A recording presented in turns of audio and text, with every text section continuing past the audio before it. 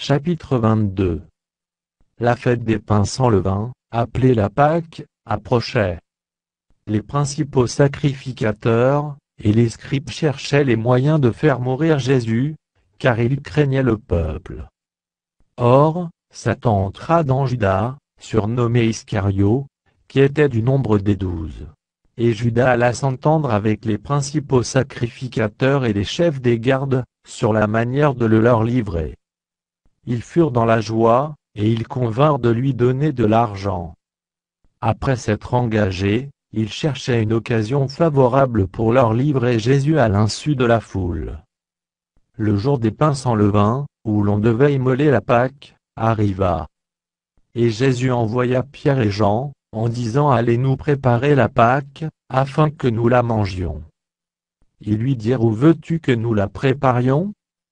Il leur répondit « Voici, quand vous serez entrés dans la ville, vous rencontrerez un homme portant une cruche d'eau, suivez-le dans la maison où il entrera.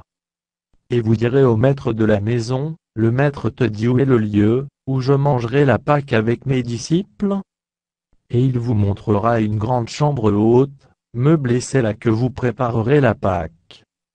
Ils partirent, et trouvèrent les choses comme il le leur avait dit, et ils préparèrent la Pâque. L'heure étant venue, il se mit à table, et les apôtres avec lui. Il leur dit « J'ai désiré vivement manger cette Pâque avec vous, avant de souffrir.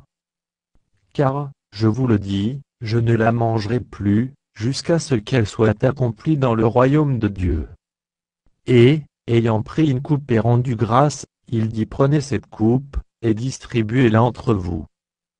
Car, je vous le dis, je ne boirai plus désormais du fruit de la vigne, jusqu'à ce que le royaume de Dieu soit venu. » Ensuite il prit du pain, et, après avoir rendu grâce, il le rompit, et le leur donna, en disant « Ceci est mon corps, qui est donné pour vous, faites ceci en mémoire de moi. » Il prit de même la coupe, après le souper, et la leur donna, en disant « Cette coupe est la nouvelle alliance en mon sang, qui est répandue pour vous. Cependant voici, la main de celui qui me livre, est avec moi à cette table. Le Fils de l'homme s'en va selon ce qui est déterminé. Même alors à l'homme par qui il est livré. » Et ils commencèrent à se demander les uns aux autres, qui était celui d'entre eux qui ferait cela. Il s'éleva aussi parmi les apôtres, une contestation lequel d'entre eux devait être estimé le plus grand?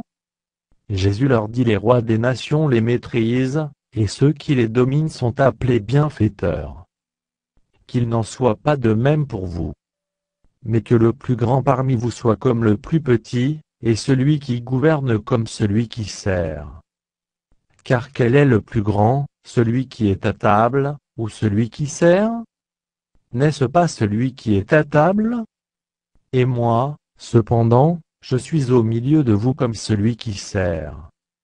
Vous êtes ceux qui avez persévéré avec moi dans mes épreuves.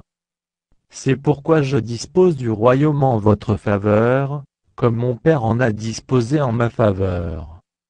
Afin que vous mangiez et buviez à ma table dans mon royaume, et que vous soyez assis sur des trônes, pour juger les 12 tribus d'Israël. Le Seigneur dit Simon, Simon, Satan vous a réclamé, pour vous cribler comme le froment. Mais j'ai prié pour toi, afin que ta foi ne défaille point, et toi, quand tu seras converti, affermis tes frères. Seigneur, lui dit Pierre, je suis prêt à aller avec toi et en prison et à la mort. Et Jésus dit Pierre, je te le dis, le coq ne chantera pas aujourd'hui que tu n'aies nié 3 fois de me connaître. Il leur dit encore quand je vous ai envoyé sans bourse, sans sac, et sans souliers, avez-vous manqué de quelque chose? Ils répondirent de rien. Et il leur dit maintenant, au contraire, que celui qui a une bourse la prenne, et que celui qui a un sac le prenne également, que celui qui n'a point d'épée vende son vêtement et achète une épée. Car, je vous le dis, il faut que cette parole qui est écrite s'accomplisse en moi. Il a été mis au nombre des malfaiteurs.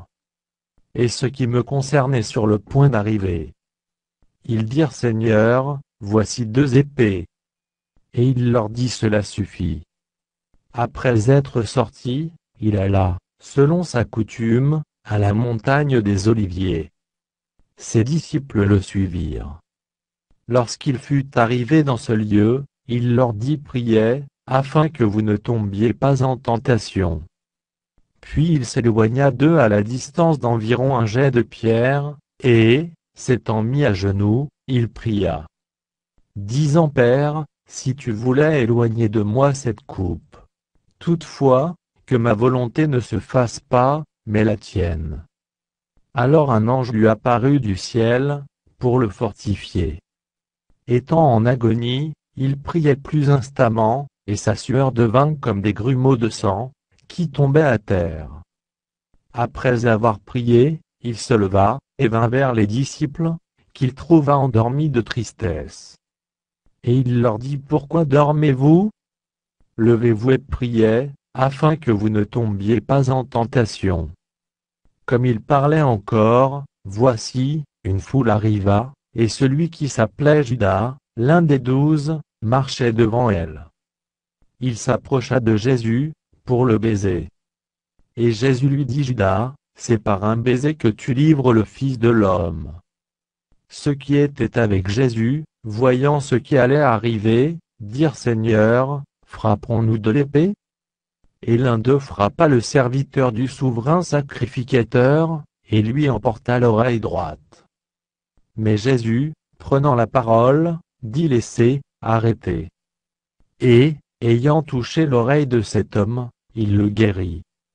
Jésus dit ensuite aux principaux sacrificateurs, aux chefs des gardes du temple, et aux anciens, qui étaient venus contre lui Vous êtes venus, comme après un brigand, avec des épées et des bâtons. J'étais tous les jours avec vous dans le temple, et vous n'avez pas mis la main sur moi. Mais c'est ici votre heure, et la puissance des ténèbres. Après avoir saisi Jésus, ils l'emmenèrent, et le conduisirent dans la maison du souverain sacrificateur. Pierre suivait de loin. Ils allumèrent du feu au milieu de la cour, et ils s'assirent. Pierre s'assit parmi eux. Une servante, qui le vit assis devant le feu, fixa sur lui les regards, et dit Cet homme était aussi avec lui. Mais il le nia disant Femme, je ne le connais pas. Peu après, un autre, l'ayant vu, dit Tu es aussi de ces gens-là. Et Pierre dit Homme, je n'en suis pas. Environ 1 heure plus tard, un autre insistait, disant Certainement cet homme était aussi avec lui, car il est galiléen.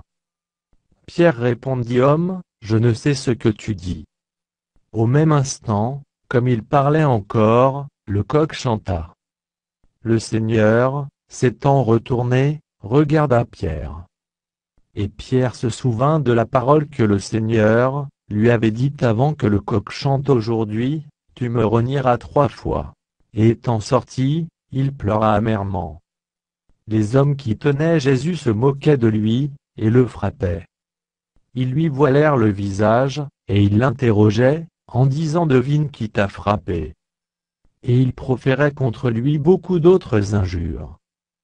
Quand le jour fut venu, le collège des anciens du peuple, les principaux sacrificateurs et les scribes, s'assemblèrent, et firent amener Jésus dans leur Sanhédrin.